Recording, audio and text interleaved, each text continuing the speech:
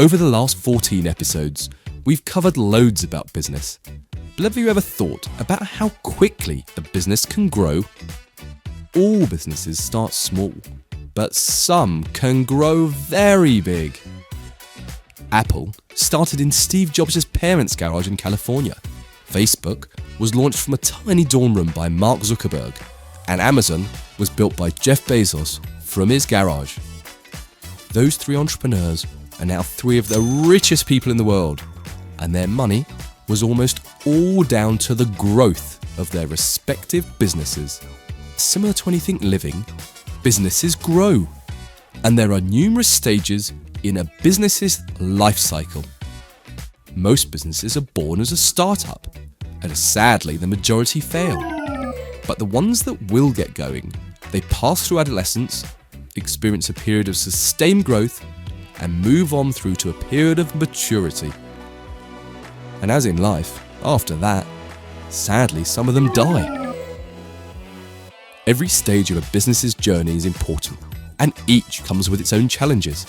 But in this episode, we're going to take a brief look at all three phases of the business life cycle and give you a quick insight into what each one of them is all about.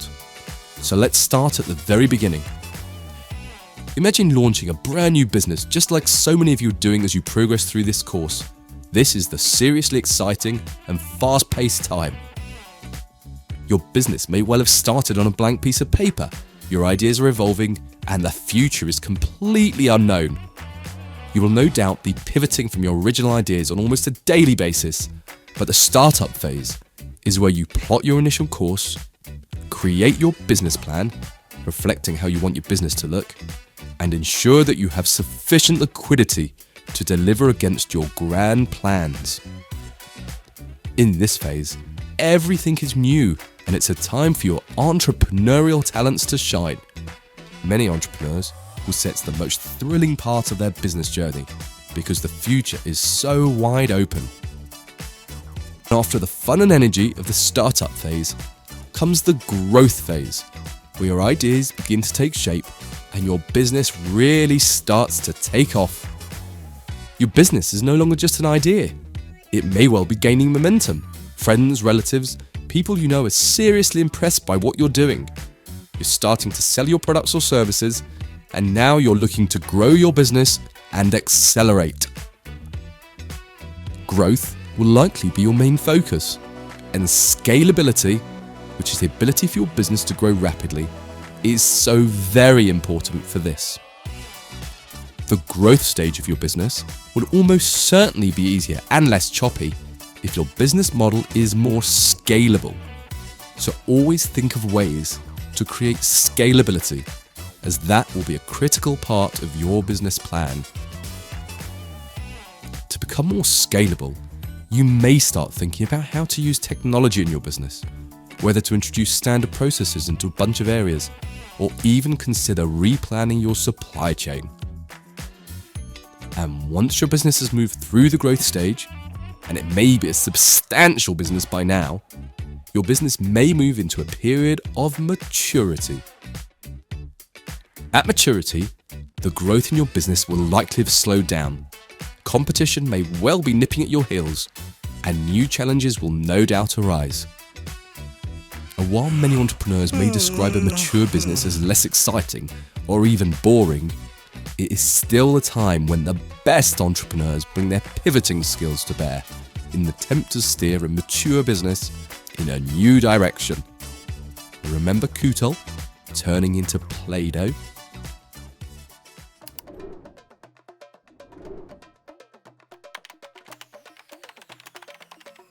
Some of the best days looking back at it now. I almost wish I could go back and start it all over again. Starting the business was very, very exciting. I started it from my kitchen and I had loads of energy and enthusiasm because I just really, really wanted to do this thing, and I was so excited to be finally doing it. I do remember the times when we were at seed stage, and actually for me that was still the most fun days we had, because when you develop it from scratch and you never forget that moment when you walk into your first account and you make your first sale, and you're full of joy to walk home with £50, which somebody paid for your product. The earlier stage of starting a business is extremely volatile in terms of emotional turmoil and it's a roller coaster, but it's extremely exciting because you can see development with your own eyes whilst you're hands-on on a day-to-day basis, and that building turning into reality is the most exciting part. The way that businesses grow can be split into two very broad categories. Firstly, organic growth, and secondly, growth by acquisition, or inorganic growth. Organic growth is the most common way to grow a business. It simply means that as you make a profit from your business, you invest that profit back into your business to simply increase the scale of what you're doing. For Asmita, who, if you remember back, was selling personalised homework diaries to sell at school, she invested all of the profit that she made from selling her first batch of homework diaries back into the business. And instead of taking that profit out of the business, she decided to reinvest that money into the business, which allowed her to buy more homework diaries, thereby increasing the amount of stock she had, which drove a higher profit for her business. And as well as using the reinvested profit to buy more stock and generate more profit like that, if she makes enough profit, she may start investing back into other areas of her business, such as her sales channels or even her supply chain, to ensure that her business is as robust as it could possibly be. Growth like this is also known as organic growth, and it's very different to growth by acquisition. Growth by acquisition involves growing by buying another business. So in Asmita's case, rather than growing organically by simply reinvesting her profits to buy more stock and enhance her supply chain, Asmita could buy another business to add on to hers, simply to make her business bigger. Maybe she buys Jolie Bell's personalised pen business. That fits in really well with her business in terms of both customer base and supply chain. They may even be able to share and benefit from each other's sales channels. Buying Jolie Bell's business would represent growth by acquisition, or inorganic growth for Asmita. The acquisition of another business to help her business grow. Acquisitions are normally only looked at by larger businesses rather than startups, but the growth they lead to can be stepped and probably higher than the slower pace of organic growth. And here's a massive warning coming up. Growing too quickly can cause big problems as well. Growing too fast is one of the most common reasons for business failure around the whole world. So that your business grows steadily, and be sure to keep a very close eye on all of your cash.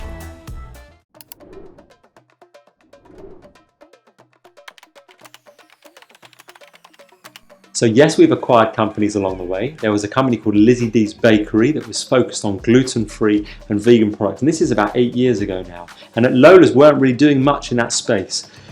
We thought, right, let's buy this company. We'll get its recipes, its customer list, its customers that were buying every week from it. We brought it in, we started making their products. And that company, they weren't able to make much more products, whereas we had a bigger bakery and we were able to. So it's really helped us focus and grow in that space that we didn't have many skills or competences in.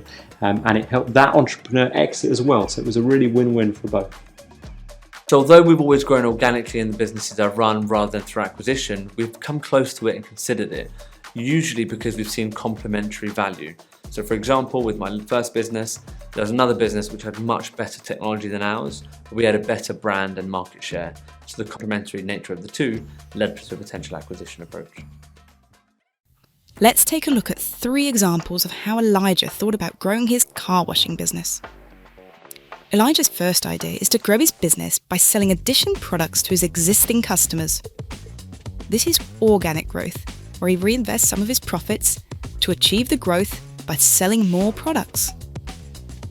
Elijah introduces his new magic wax, for which he charges his customers an extra £4 if they want it.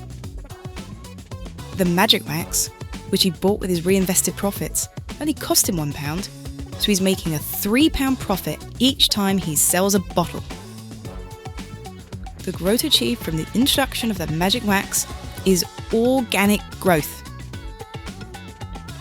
Elijah's second idea is to grow geographically. So far, he's only focused on customers in the 4 streets that are closest to where he lives, but he's ready to expand geographically and decides to grow his business by targeting 3 new streets that are slightly further away. He'll send out flyers, introduce his business to a whole new audience, and seek to grow geographically. Elijah reckons he could double his profits by extending his geography, and this growth is also classified as organic growth. And the final thought that Elijah has about growing comes from his desire to increase the number of his channels to market. Now, Elijah is aware of Roman, who somehow managed to grow an impressive car washing business at the local football club, Belmont FC. Roman's Rinses has been washing cars in the club car park for over 2 years and has got a very loyal and very stable customer base. Elijah's got seriously big ambitions, and in an attempt to grow, he's actually considering buying Roman's Rinses from Roman. He would of course have to agree a price for the business with Roman, but it's actually a way that Elijah sees he could double the size of his business empire overnight. And given that after this acquisition, he may need to buy more wax and shampoo in bulk, it may mean he can buy his raw materials more competitively and actually make a better profit margin in his original business, which he'll continue to operate. The acquisition of Roman's Rinses is an example of growth by acquisition. There are numerous ways to grow any business, but thinking about growth is super important. So always keep an open mind on how your business could grow.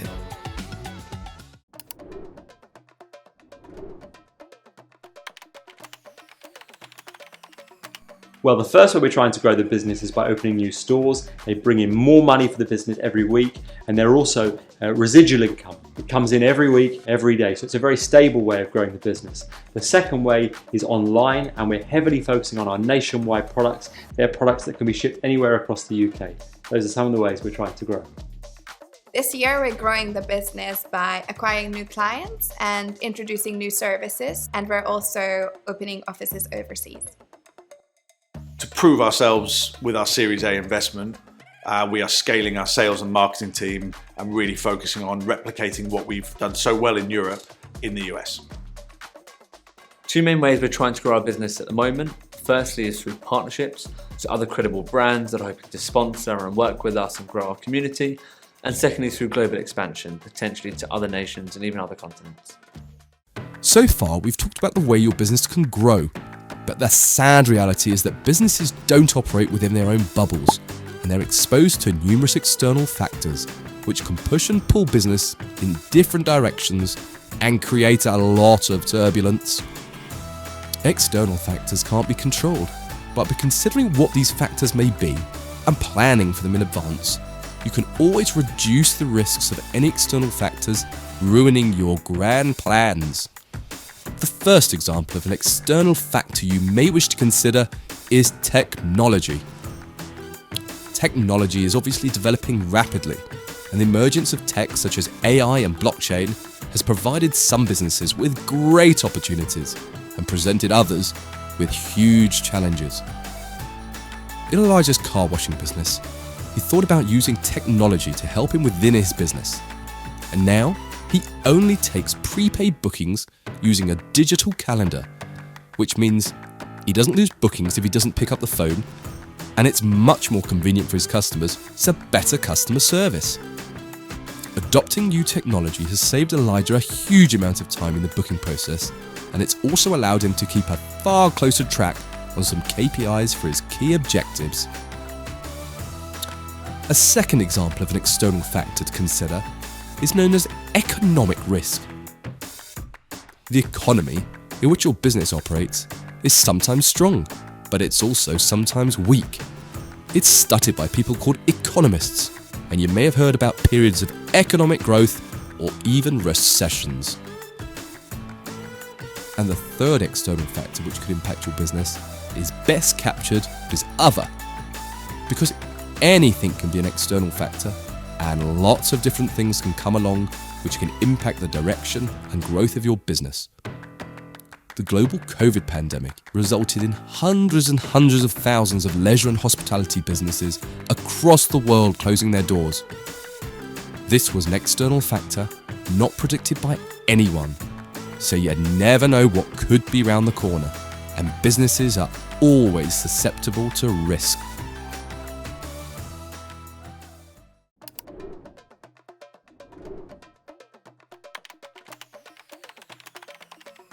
Social media algorithms and a shift in trends like influencers becoming big.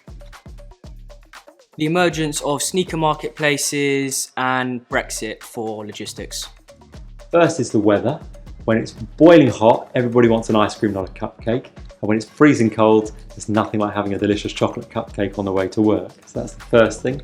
The second thing that influences our business are our costs.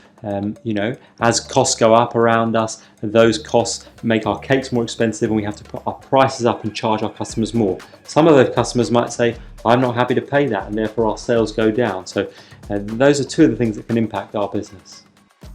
External factors that affect my business are things like the cost of ingredients. So, for example, when the war in Ukraine broke out, the cost of sunflower oil went absolutely flying through the roof, which had a direct impact on our business. Two main external factors that impact our business is the economic climate and competition from others. So it all goes to show that nothing is certain in business, but the more you think about external factors, the better prepared you may be. And don't worry, you won't be able to predict all of the impact of these factors, but then nor can any of the world's leading entrepreneurs. So that's it. We've now finished episode 15 on life cycles, growth and external factors. And now you can move on to episode 16, where we're going to explore the important topic of customer service and quality control.